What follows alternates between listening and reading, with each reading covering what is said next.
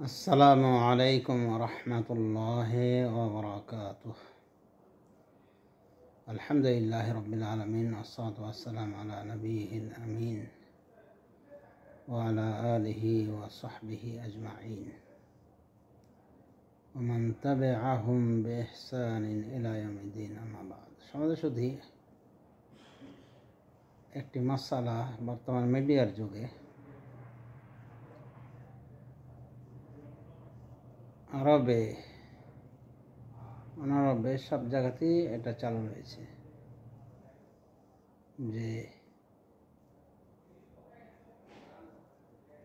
একামত আজানের মতো করে দেওয়া হয় মাইকে। তার মানে মাইকে যেভাবে লাউড স্পিকারে আজান দেওয়া হয়, ঠিক একই নিয়মে একামতের শব্দগুলি মাইকের মাধ্যমে, লাউড স্পিকারের মাধ্যমে প্রচার করা হয়। তো এ বিষয়ে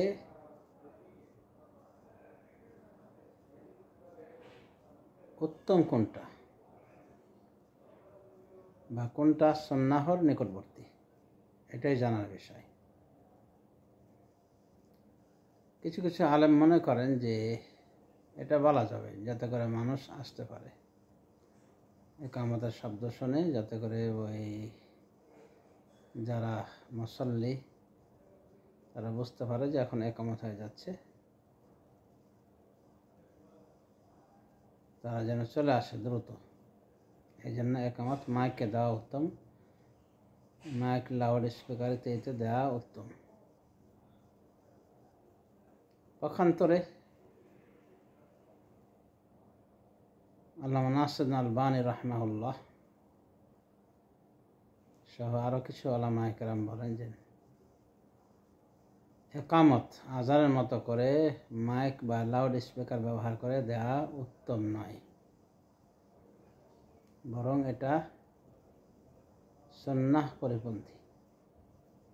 তারা তাদের দলিল হিসেবে উল্লেখ করেন যে এটাই ছিল মামুল, সালাফদের থেকে চলে আসছে। আল্লামা নাসিরুদ্দিন আলবানী রাহিমাহুল্লাহ বলেন যে আজানটা সবাইকে শোনানোর জন্য, এটা সালাতের আহ্বান, কল টু প্রেয়ার যেটা ইংলিশে বলা হয়।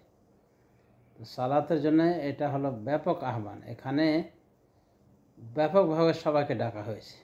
তাই এখানে উচ্চকণ্ঠ কাম্য। এই জন্যই রাসূলুল্লাহ সাল্লাল্লাহু আলাইহি ওয়াসাল্লাম একজন সাহাবীকে, যিনি স্বপ্নে আজান দেখেছিলেন, তো আজানের শব্দগুলি যিনি শিখেছিলেন ফেরেশতার মাধ্যমে, তো ওই স্বপ্নে দেখা শব্দগুলি আজানের রাসূলুল্লাহ সাল্লাল্লাহু আলাইহি ওয়াসাল্লামকে বললে উনি বলেন, এগুলি তুমি বেলালকে শিখিয়ে দাও, ফাইন্নাহু আনদা সাওতাম মিনক, কারণ তার কণ্ঠ তোমার থেকে সুউচ্চ। কেউ মিষ্টি আরও শব্দ বেশি মিষ্টি মধুর নিয়েছেন, কিন্তু এটাই হলো সঠিক অর্থ, যে তোমার থেকে তার কণ্ঠ উঁচু। তার মানে আজানের ক্ষেত্রে উঁচু কণ্ঠ কাম্য। আর যাতে করে ব্যাপক আকারে প্রচার হয়, এই জন্যই বেলালকে দিয়ে আজানের ব্যবস্থা করা হয়েছিল। আর আজান দেওয়া হতো সেই যুগে, মানে সেই যুগের বিজ্ঞান এ পর্যন্ত পৌঁছেছে যে উঁচু জায়গায় দেওয়া হতো। রাসূলুল্লাহ সাল্লাল্লাহু আলাইহি ওয়াসাল্লামের জামানায় একটি বাড়ির ছাদে উঠে আজান দিতেন বেলাল রাদিয়াল্লাহু আনহু। তাহলে আজানের ক্ষেত্রে ব্যাপকতা উদ্দেশ্য, কিন্তু একামতের ক্ষেত্রে এমন তো করা হয়নি। যে সমস্ত জনগণকে খবর দেওয়ার জন্য আবার ছাদে উঠেছিলেন বা উঁচু জায়গায় উঠেছিলেন বেলাল রাদিয়াল্লাহু আনহু, এমন তো করা হয়নি। এরপর শেখ আলবানী রাহিমাহুল্লাহ বলছেন যে মূলত আজান ব্যাপকভাবে জানানোর জন্যে, মানুষকে হাজির হওয়ার জন্য, আর একামতটা হচ্ছে যারা মসজিদের ভিতরে রয়েছে তাদেরকে জানান দেওয়ার জন্য যে এখন একামত শুরু হচ্ছে, এখন সালাত কায়েম হয়ে যাবে, তোমরা রেডি হয়ে যাও, প্রস্তুত হয়ে যাও। এই জন্য মুক্তাদিরা কখন উঠবে, মুসল্লিরা কখন উঠবে, মানে বসা অবস্থা থেকে একামতের সময় শুরুতে না মধ্যখানে না শেষে, একামত কমপ্লিট করার পরে এই বিষয়ে কিছু কথা রয়েছে, হালকা ইখতিলাফ রয়েছে, তবে এগুলো সব উত্তমের বিষয়। ইমাম আহমদ বিন হাম্বলের কথা হলো যে কদ কামাতিস সালাহ যখন বলা হবে তখন সবাই উঠবে, মানে অর্থের সাথে মিল রেখে উনি এই ফতোয়াটি দিয়েছেন। তো সেই হিসেবে কিছু কিছু ওলামা একরাম এটাই মনে করেন যে কদ কামাতিস সালাহ বলার সময় মুসল্লিরা উঠবে, এর আগে উঠবে না, এটা উত্তম আর কি। তো যা হোক, এটা হোক বা ওটা হোক, এক কথায় উত্তমের ইখতিলাফ। তো এই একামতটা তাহলে মূলত দেওয়া হয় মুসল্লিদেরকে জানান দেওয়ার জন্য, বাইরের মানুষকে জানান দেওয়ার জন্য নয়। সুতরাং কেউ কেউ আমাদের সালাফে আলেম মনে করেন যে এটা একটা সুন্নাহ নাকি, এবং খুব জোর দিয়ে, মানে এক জায়গায় আমি নিজ কানে শুনলাম, উনি বলছেন যে সবাইকে বলে দিয়েন যে মাইকে যেন একামত দেয়। তো পরে আমি কানে কানে বলেছিলাম যে এটা, এই যে সুন্নাহর কথা বলেন, এই সুন্নাহ কিন্তু বিতর্কিত সুন্নাহ।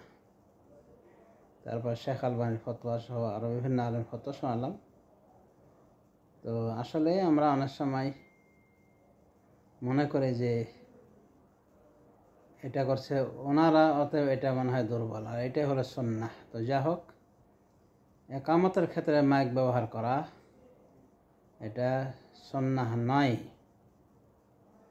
এটাই আমার নিকটেও মানে প্রতীয়মান হয়েছে, কারণ এটাই হলো সালাফদের মামুল এবং লজিক্যালি বিষয়।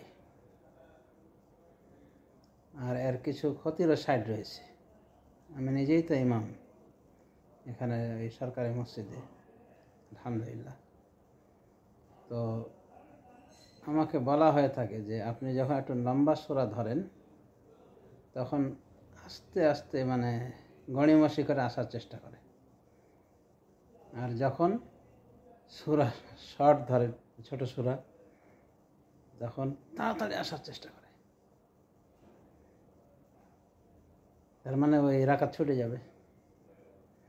তো এই যে প্রতিযোগিতা, এটা তো এই সময় প্রতিযোগিতার সময় না, বরং রাসূলুল্লাহ সাল্লাল্লাহু আলাইহি ওয়াসাল্লাম বলেছেন ধীর সুস্থে আসতে বলেছেন। তো এই চালাকিটা হয় কীভাবে? ওই সূরা লম্বা হলো না খাটো হলো এটা জেনে সে অনুযায়ী তারা মানে ব্যবস্থা নিতেছে আর কি। তো যাই হোক, এটা অলসদের কাজ। তো নেগেটিভ পজিটিভ থাকতেই পারে, কিন্তু আমরা দেখব সুন্নাহর নিকটবর্তী কোনটা। তো এটাই আমার নিকটে সুন্নাহর নিকটবর্তী মনে হচ্ছে যে একামতটা মাইকে দেওয়া দরকার নেই। দিলেও না যায় হবে এমন কিছু নয়, তবে সুন্নাহর নিকটবর্তী এটাই যে মাইকে দেওয়ার দরকার নেই। কারণ আজান তো দেওয়া হয়েছে মসজিদে ডাকার জন্যে। অতএব আমাদের দেশে হানাফিরা একামত মাইকে দেয় না কেন, সেজন্য অনেক অজুহাত, অনেক কিছু আমরা বলার চেষ্টা করি, আর মনে করে যে এটা মনে হয় সুন্নাহর বিপরীত। তো কোনটা সুন্নাহর নিকটবর্তী আর কোনটা সুন্নাহর দূরবর্তী, আশা করি এই সংক্ষেপ ব্যাখ্যা বিশ্লেষণে প্রতিভাত হয়েছে এতক্ষণ। আল্লাহু আ'লাম। ওয়া সাল্লাল্লাহু আলা নবিয়িনা মুহাম্মদ ওয়া আলা আলিহি ওয়া সাহবিহি আজমাইন। প্রাসঙ্গিক কর্মে বলা যায় যে আরেকটি বিষয় চালু রয়েছে যে মাইকে কেরাত করা হয়। তো মাইকে কেরাত করা হয়, সেটা যদি ভিতরে হয় সেটা তো ঠিক আছে, মুসাল্লিদেরকে শোনানোর জন্যে। এমনকি একামত ভেতরে সাউন্ড বক্স বা ভেতরের মাইকের মাধ্যমে শোনানো যেতেই পারে, যেহেতু মসজিদ অনেক সময় বড়ো হতে পারে, ছোটো হতে পারে, যেমন মসজিদুল হারাম বা মসজিদুল হারামাইন শরীফাইন। তো ভেতরের লাউড স্পিকার, ভেতরে মাইক ব্যবহার কোনো সমস্যা নাই, একামতের সমস্যা নাই। আর আজান তো ব্যাপকভাবে প্রচার হবে, এটা স্বাভাবিক, এটাই সুন্নাহর নিকটবর্তী। কিন্তু আমার কথা হলো যে একামতের জন্যে ওই মাইক ব্যবহার করা মানে মসজিদের বহির্ভূত মানুষদেরকে জানানোর জন্য, তাদের জানান দেওয়ার জন্য। তো এটা কতটুকু সঠিক বেঠিক বা সুন্নাহর অনুকূল না জায়েজ, সেই বিষয়টি আমি আলোকপাত করেছি মাত্র। আর এভাবে কেরাতও চালু থাকে অনেক সময়, যে এমন ঘটনা ঘটে যে মুসল্লি এই মসজিদের কিন্তু শুনতেছে আর এক মসজিদের একামতও শোনে, আবার কেরাতও শোনে। এভাবে বাড়ি লাগে, টক্কর লাগে যেন, মানে কেরাতের সময় যখন ইমাম জোরে কেরাত করে, আবার কণ্ঠ যদি জোরাল হয় তাহলে দেখবেন যে মানে একটা